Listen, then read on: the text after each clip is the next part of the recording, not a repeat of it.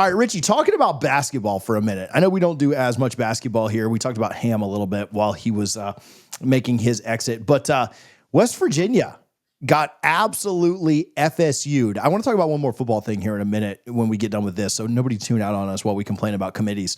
This will probably be what you guys care about the most, though, to be honest with you.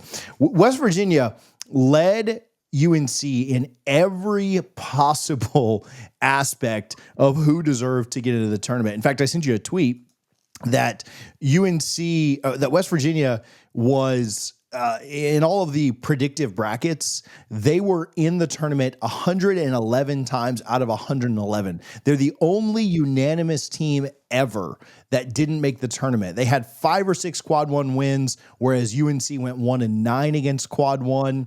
North Carolina, just absolutely not the year that they certainly hoped for. However, they do get an invite into the tournament. And Richie, you remember how much we hated Boo Corrigan a couple of years ago for not doing what this year's committee chair did.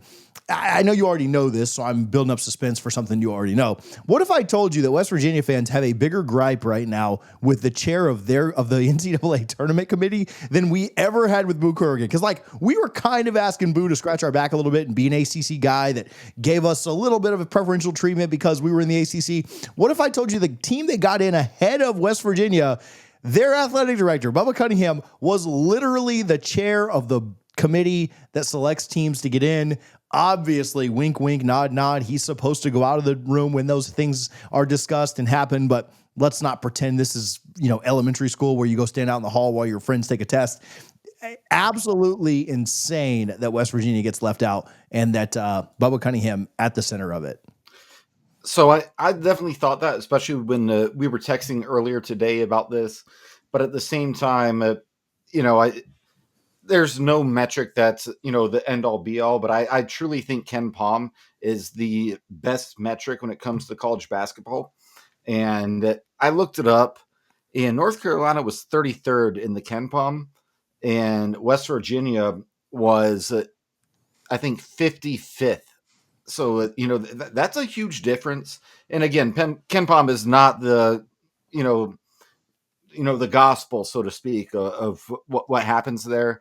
But if you look at what happened on the court, and I think one of the tweets you sent me, someone cited that one of their players for West Virginia was not available, but he had not been available for 3 months. They tried to use the Jordan Travis thing like nobody was watching. Yeah. In what world does that make any sense? And if that's the argument you're going to make, you could make an argument to me, and I would agree with that. But if that's your best argument, then there's clearly an issue. But what I always say when it comes to the tournament, when it comes to snubs and whatnot, is that simply, there's 68 teams that get a chance to represent their university in the NCAA tournament. And it's not like football where there was only 4 when Florida State got clearly snubbed. So if you're the difference between 68 and 69, you don't have an argument, in my opinion. You just don't.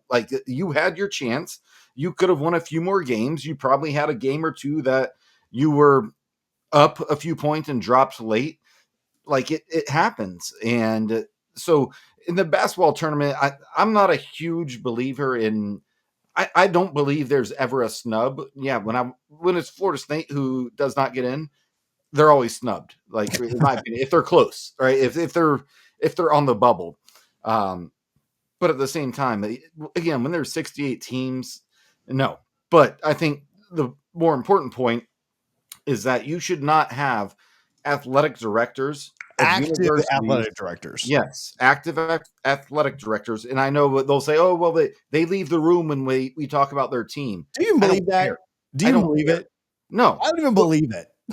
I do believe it, but at the same time, they know who left the room just now. Right. It's not like it's...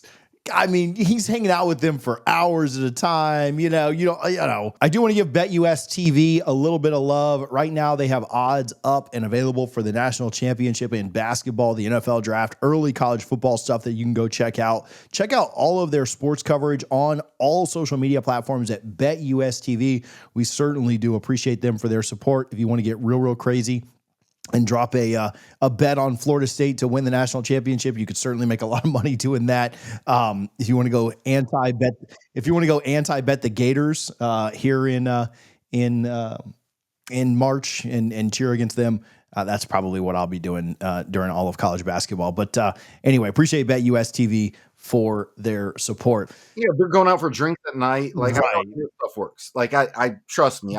I know how If this. you left the room right now and me and Harlan had a vote on you, we would probably do it in your favor because we know you're coming right back in the room. What are we going to say when you get back here? Even if I'm not deserving, like, right? Yeah, we're going to be a jerk. And hey, man, we got some bad news for you, Richie. I don't like that. I'd rather have a bunch of random basketball analysts who, report on the college basketball from all sorts of the country, right? So not just from the Carolinas or from the South, but finding random people who can objectively look at this and say, if it were me, put me on the committee, because I promise you, even if the state was not qualified, I would say so. Like, I would say, no, I don't think they're qualified. Like, you need objective people. And when you have a school paying you hundreds of thousands of dollars a year, you're not going to be objective. And the fact that he is on that committee is ridiculous to me. Yeah, it's also the idea that he certainly couldn't talk about North Carolina, but he certainly could talk about, and I'm not saying he did, right? First of all, I've got a couple of thoughts here. But he certainly could talk about the other teams that were on the bubble, right? The West Virginias, the Indianas, the teams that got left out, and say like, hey, here's why. So yeah, he can't talk about North Carolina, but he could certainly like poo-poo on West Virginia or Indiana, or say like, hey, here's why I don't really like this team. Okay, I can't discuss North Carolina.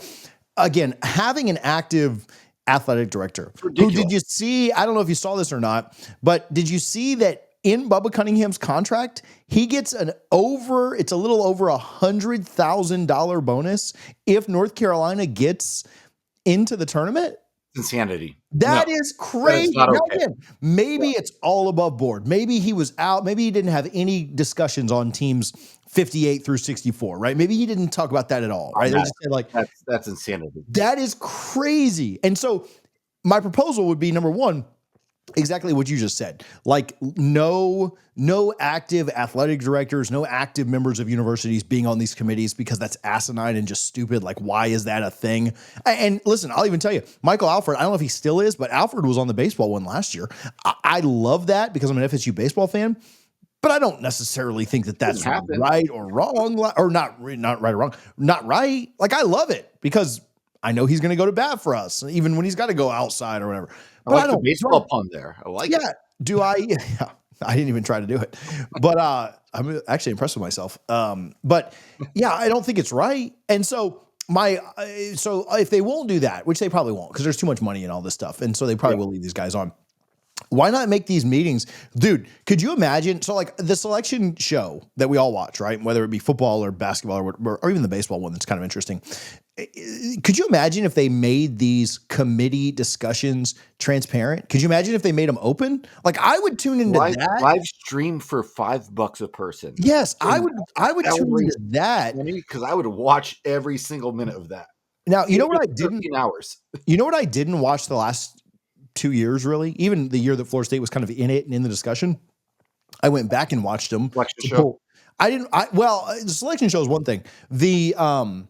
The weekly updates on what the committee has determined or said or what they're I never watched those. Terrible. Now, I watched the last few weeks because I wanted to see what they would do with Jordan's injury, but I never watched those because they're just meaningless. They're made for TV. They're contrived, whatever.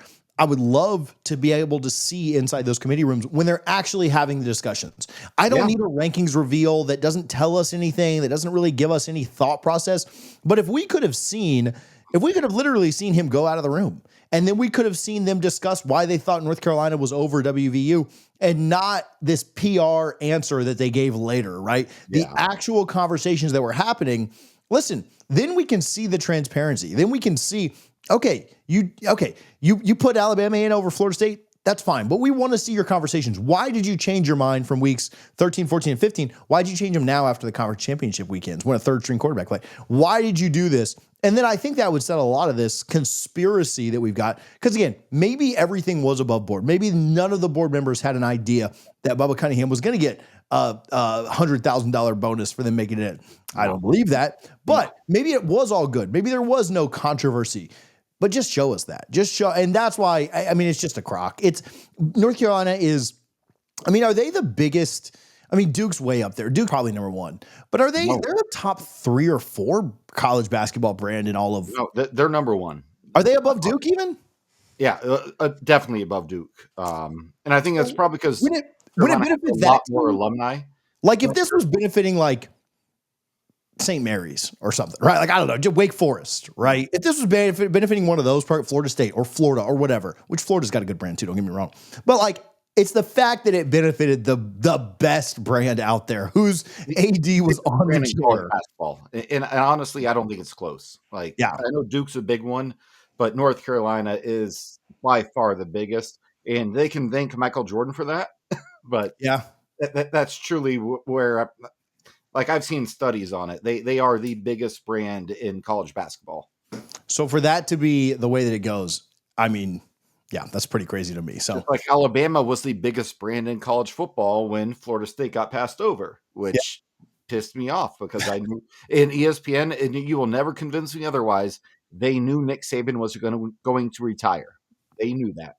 There is no doubt in my mind. So WVU fans, I don't know how many of you will watch this, but we do at least feel for you.